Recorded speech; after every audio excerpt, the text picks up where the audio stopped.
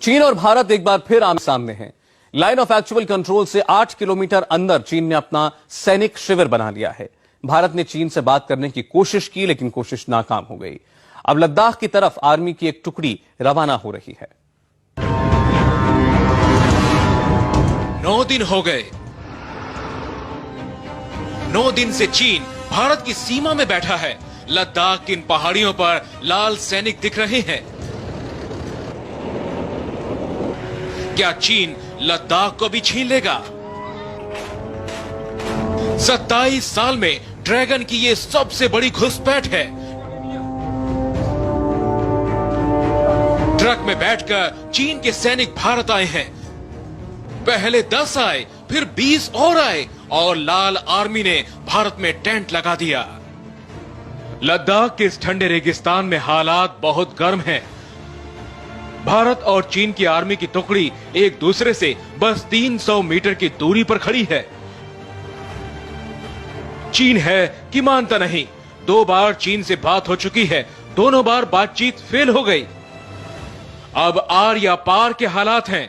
Our government will take every step to protect the national integrity of the country.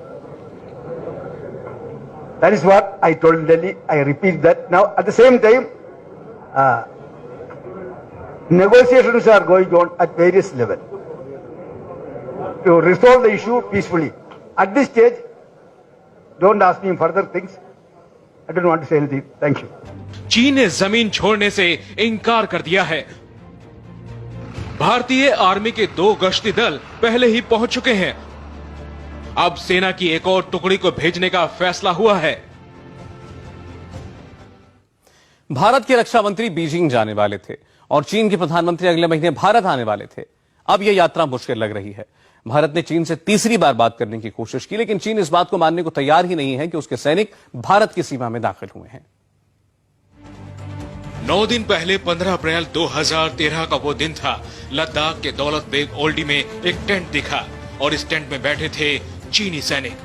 Bharat में घुसकर border चीन की army ने अपना एक शिविर बना लिया था। ये खबर लद्दाख से दिल्ली पहुंची। भारतीय सेना में लद्दाख स्काउट्स को पहाड़ी युद्ध में महारत हासिल है। इसकी एक टुकड़ी को दौलत बेग ओल्डी सेक्टर भेजा जा चुका था। अगले ही दिन 16 अप्रैल को विदेश मंत्रालय ने चीन से बात शुरू की। पूर्वी एशिया मामलों के संयुक्त सचिव गौतम बंबावाले ने चीन के विदेश मंत्रालय से बात की।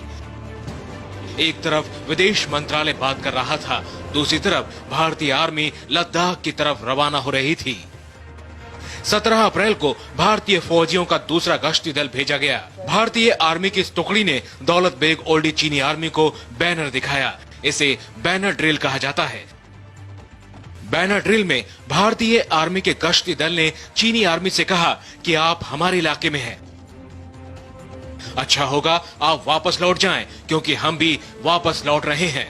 बैनर ड्रिल का असर चीन पर नहीं पड़ा। 18 अप्रैल को चीन ने अपने सैनिकों की तादाद बढ़ा दी।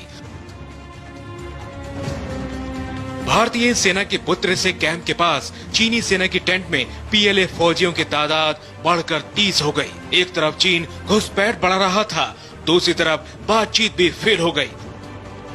भारत और चीनी अफसरों के बीच फ्लैग मीटिंग हुई, लेकिन कुछ नहीं हुआ।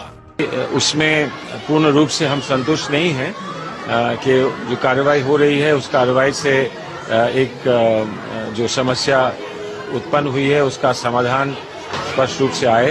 तो अभी हम संतुष्ट नहीं हैं, लेकिन अभी चर्चा में है, बातचीत चल रही है।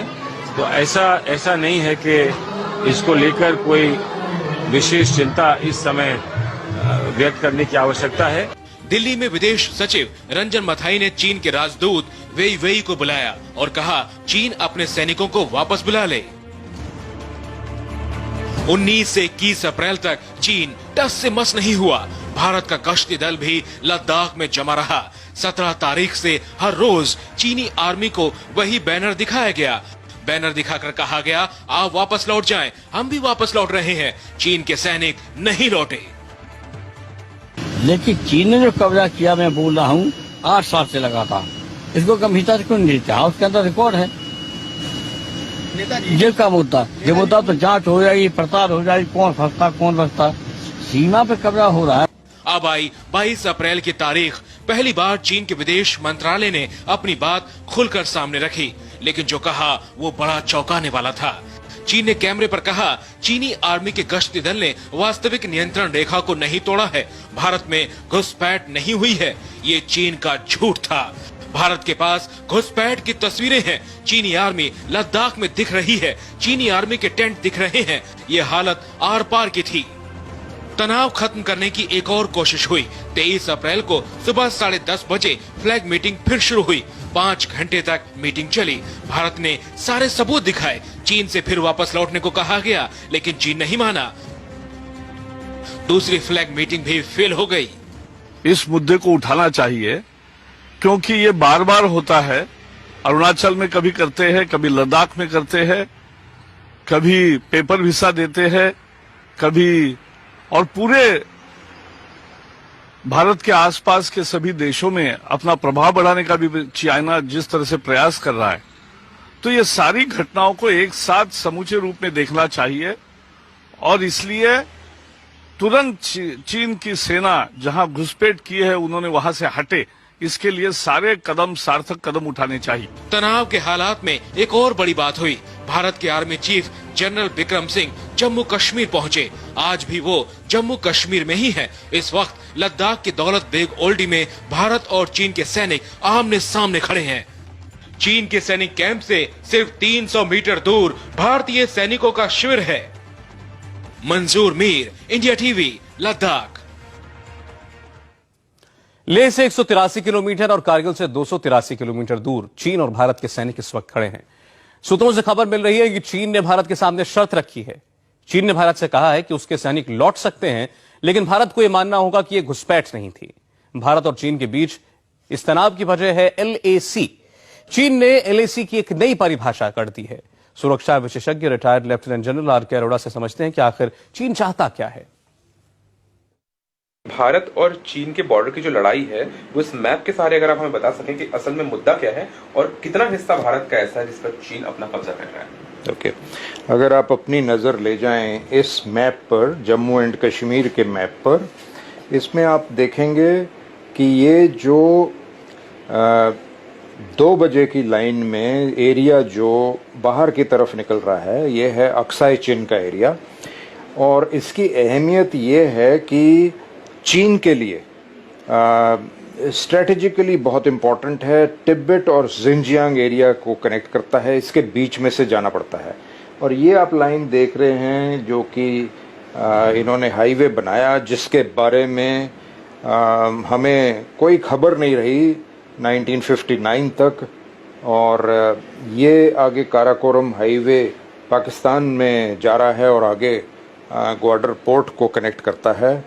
तो ये बनने के बाद कोई सवाल ही नहीं है कि चीन इस एरिया को छोड़ दे, क्योंकि जिनजियांग का इलाका इनके लिए बहुत अहमियत रखता है और अक्साई चिन के बीच में से ही जाता है।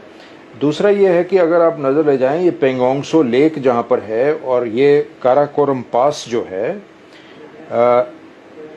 इस लेक से काराकोरम पास तक घूमती घमाती लाइन ऑफ एक्चुअल कंट्रोल है।